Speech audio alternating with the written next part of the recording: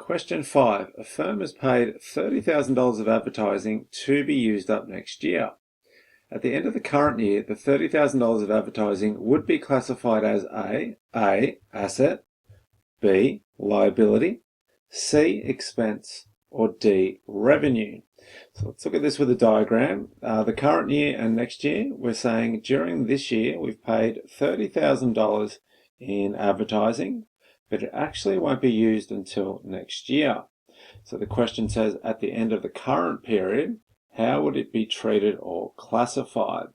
So the most obvious things or items that it could be are an expense. Is that advertising during this year that we've paid for an outflow or consumption of economic benefits that will decrease assets or decrease owner's equity? We're actually going to say it's not.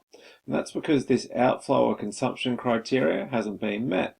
The reason is this advertising hasn't been used yet. It's unused. It won't be used until next year.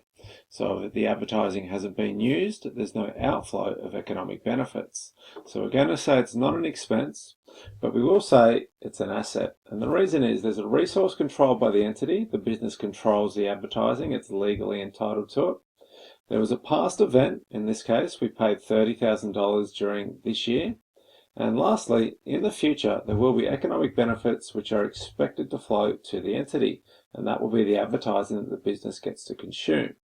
So looking at our answers, we're going to go with option A. The $30,000 at the end of this year of advertising, which is unused, would be an asset.